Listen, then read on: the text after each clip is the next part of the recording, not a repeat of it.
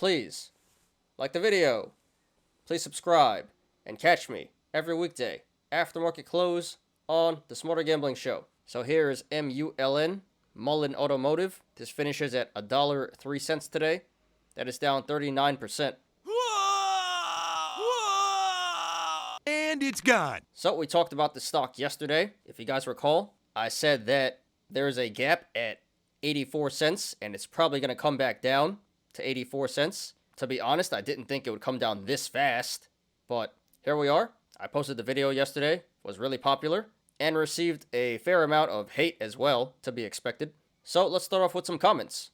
Let's read some comments. Alright, so this is from StockTwits. Trav3103 says, I'll save you the time and prevent him from getting a view. He's bearish. It's kind of sad now how I'm just trying to save people money and educate people on technical analysis. And if you have the opposite opinion, you just don't even want to hear it. You just want to cancel people. But, even if you don't agree with things, you should still listen to the other opinion because you can learn something. Too many people have confirmation bias right now. You only want to hear what you want to hear. If someone says anything different, get out of here. We don't want you here.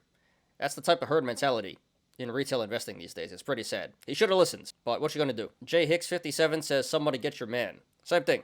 Don't want to hear it, but in the end, I was right. And then Techno Stocks 02 says, he's shorting like a piece of S. So actually, no, I didn't short. I didn't even have a position in it, but I was just trying to save people from losing money. I try my best to educate you guys, warn you guys, save you guys money, make you guys money, and some people just never learn. Hope these guys hit the sell button. They probably didn't, but I really don't feel too bad. And the thing is, I explained myself. I have reasoning as to why I think the stock was going to go down, right? I did a whole technical analysis. I back it up with evidence. What's their reasoning why the stock is going to keep going up? Because when moon, that's why. So that's my argument. Technical analysis, their argument, when moon. Typical stuff. So I really can't feel too bad. Alright, so Anthony Biondo says, bag holders will get crushed on March 1st, ha ha ha. I will say, I don't think we should really laugh at people for losing money. But he knew. And then we have a response here from Napoleon Mangiz. If crushed means up 20% in pre-market, then yeah, you're right. Hope you shorted at 170 yesterday, you clown. That was true. It was up 20% in the pre-market.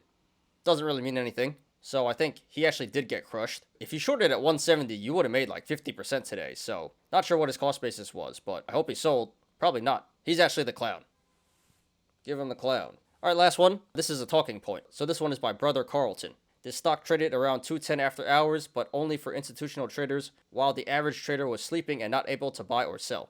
This is unfair and doesn't allow for the same rules for everyone having an interest in the stock. Now the price after market opened is trading at 136. Clearly this is corrupt because the rules favor big institutional investors over the smaller investor. Of course, this just proves the markets are rigged towards big corporations, which are in bed with the federal government. Okay, so a lot to unpack here. Yes and no.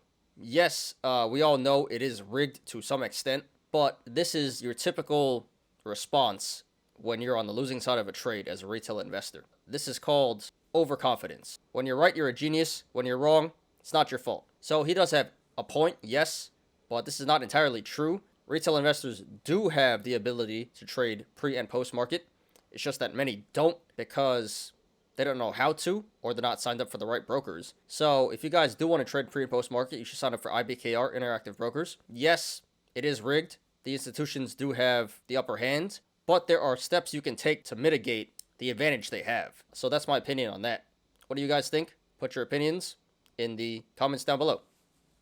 All right, let's get into the analysis here. So really no reason to justify this sell-off. No specific news. It just seems like a lot of people taking profits and a lot of shorts coming in here. So let's go ahead and analyze now.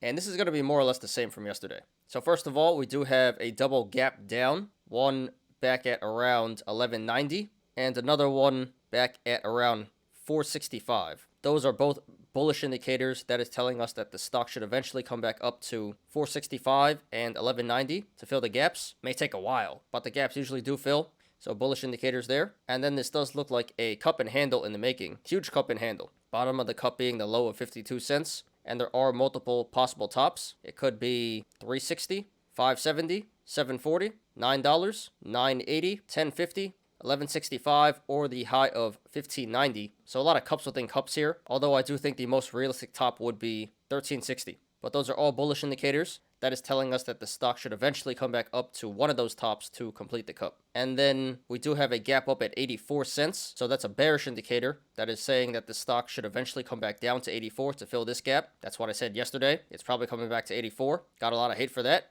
but it almost came back down there already. Didn't quite hit 84, but very close. It hit 86. So that gap still has to be filled. And if you guys want to follow along, the link to the chart is in the description down below. So right now this is trading between the sideways channel, the rectangle of 136 and 98 cents. So if this goes to the upside, next levels of resistance would be 136, 170, 189, 223, and then 257. There is resistance above 257, but we're not going to discuss that right now. And if this goes to the downside, next levels of support would be 98 cents, 75 cents, 60 cents, and then the low of 52 cents. 52 is the all-time low. No support after that. If it goes below 52, that would be in uncharted territory. So right now at this current price, 103, the channels to the upside and the downside are very wide, so expect significant price action either way this goes. However, if/when this breaks 257 to the upside, the channels start to narrow, so expect a significant decrease in price action if/when this breaks 257.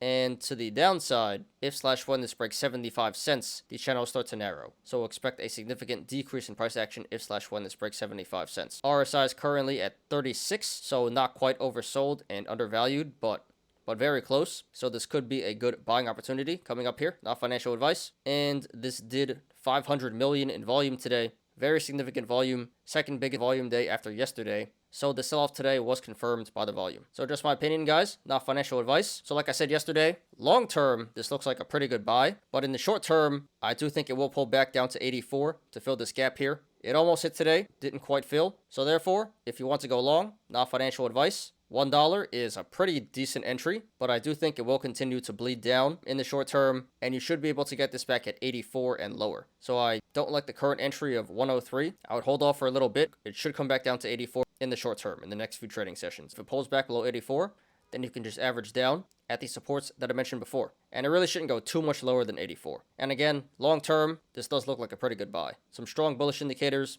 a lot of upside potential in the long term. Now, if you want to go short, not financial advice, at this point, it's an okay play.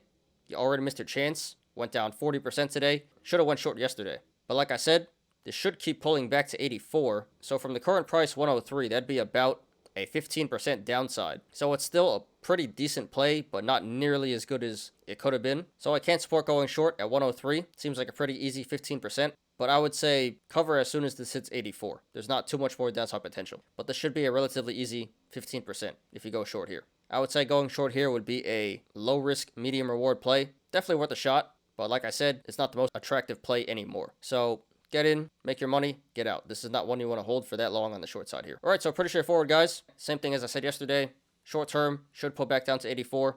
Longer term looks like a pretty good buy. And it most definitely looks like the squeeze is over. So sorry to everyone who lost money in the stock today, but looks like a good buying opportunity coming up here very shortly. Not financial advice. And good luck to everyone currently in the stock and to everyone looking to take a position. This is MULN, Mullen Automotive. Thanks everyone for watching today. I appreciate you guys. Please like the video. Please subscribe and catch me every weekday after market close on the Smarter Gambling Show. You apes already know, diamond hands to the moon.